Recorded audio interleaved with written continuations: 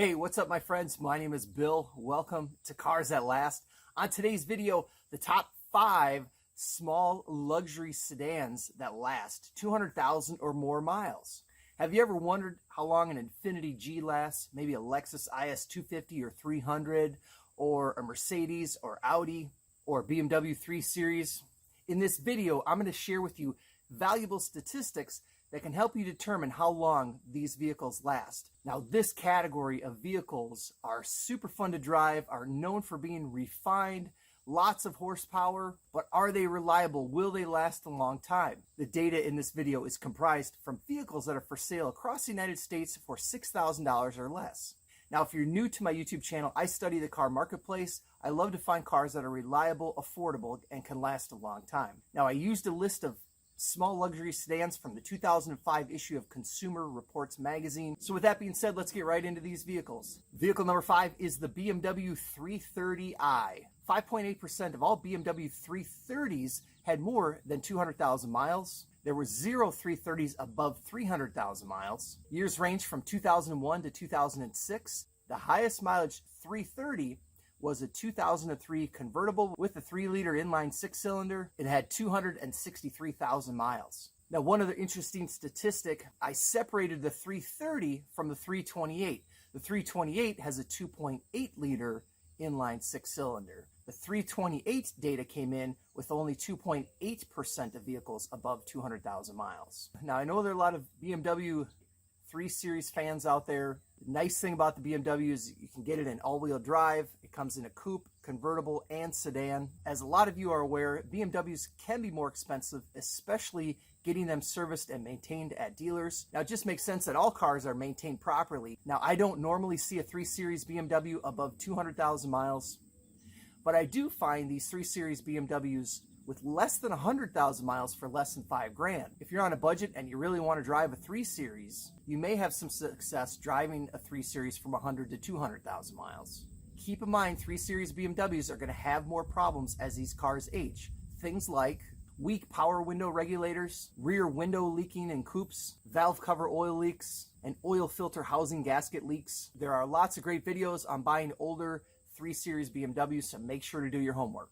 Car number 4 is the Volvo S60. 6.9% of Volvo S60s had more than 200,000 miles. The top vehicle in this video for highest mileage was a 2005 S60 with over 440,000 miles. However, there were 0 vehicles from 300,000 to 400,000 miles. Now, the S60 can come with a turbocharger, which has roughly a little bit over 200 horsepower, and there's also an S60R with 300 horsepower. The S60 is available with all-wheel drive. Now, one interesting statistic about the S60, there is a United Kingdom Volvo High Mileage Club, and there are some documented cases of the S60 at over 300,000 miles.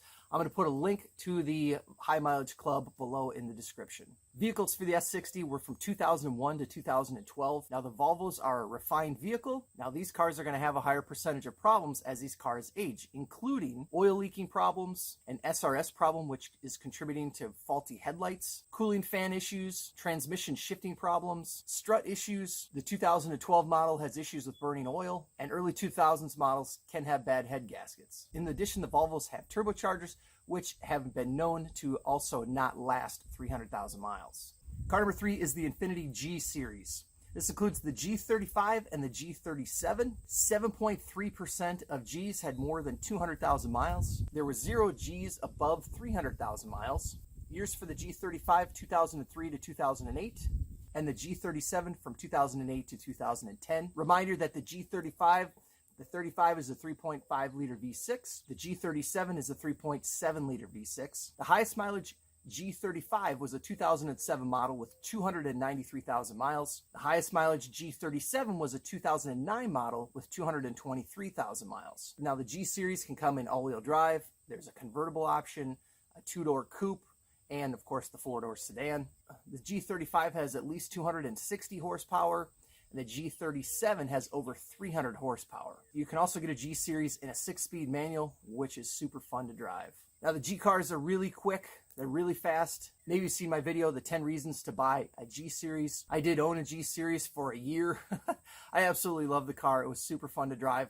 But man, was it so fast that I actually got pulled over twice. I also have a teenage son that I was worried about having him drive it, and I didn't like the car payments I had. But of all these cars, it's my personal favorite. Now, there are some problems with these vehicles as they age. There can be electrical issues, including problems with the CD player, door lock issues, brakes prematurely wearing out, and early models can have steering rack leak issues. Car number 2 is the Lexus IS250 and IS300. 12.17% of all Lexus ISs had more than 200,000 miles. The highest IS250 was a 2007 model, which had 250,000 miles. The highest IS300 was a 2001 model with 338,000 miles. Now, for most vehicles, the model number will increase with newer models. In the case of the IS, reminder that the IS300 was from 2001 to 2005, and that features a 3-liter inline 6-cylinder, and the IS250 was from 2006 to 2010 with a 2.5-liter V6. Now, problems with the ISs, there can be some carbon buildup issues with older models. The ISs are also known for melting dashboards and melting door panels. There can be door lock issues, and a reminder, from 2010 to 2015, the IS models did have a Takata airbag. You want to make sure to go to the dealer and get those fixed free of charge.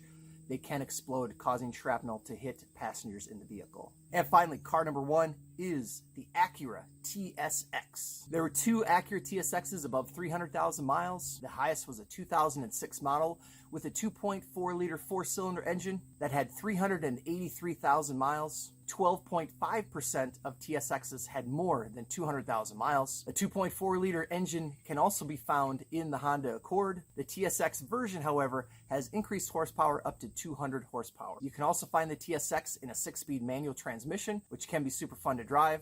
And in 2011, they did come out with a wagon version. As these cars age, there can be issues with faulty air conditioning compressors. Older models can have issues with the seat movement on its own, clicking clutch problems, window motor failures. 2004 had dashboard light failures, noisy windshield wipers, and the 2009 to 2014 models do have Takata airbags. Now, if you're looking for an economical, sporty vehicle that's different than a Honda Accord, consider checking out the TSX. It does come with front-wheel drive, which can be helpful in snow. Okay guys, a few more statistics I thought would be interesting to check out. Let's take a look at the bottom 5 vehicles in comparison. Coming in at number 5 is the Audi A4 1.8 turbo. 2.05% of vehicles had more than 200,000 miles. Number 4 is the Lincoln LS. That came in at 1.94%. Number 3 was the Audi A4 3-liter Quattro. That came in at 1.87%. Interestingly enough, I do have one viewer sent me his photos of his Audi 3-liter Quattro Avant, which is the wagon. His Audi has over 300,000 miles and is still in beautiful shape. I did not include that vehicle in the study. Number 2 is the Saab 9-3 with 1.45% of vehicles above 200,000 miles. And the award for the lowest percentage goes to the Jaguar X-Type at only 0.57% of vehicles above 200,000 miles. So my opinion overall for all of these vehicles, if I were going to buy one of these vehicles, I'd be really careful about who owns the vehicle ahead of time. Make sure to get a history on these vehicles. These cars have a lot of horsepower and they can probably get abused pretty easily. They can also be subject to modifications. I would try to find a vehicle that's been well maintained and hasn't been beaten on for your best success. Okay, one more thing. I did create a book, Should You Buy a Cheap Car? If you're looking for affordable vehicles and the $2,000 and less price point, I created a book filled with tips. It's free. It's available on the download below. You can also sign up for additional communications from CarsThatLast. As always, thank you guys so much for watching my videos, subscribing to my YouTube channel. If you're new, consider hitting that subscribe button. Don't forget to hit the bell to be reminded of new videos. I have more videos coming your way. Thanks so much for watching. Have a blessed day.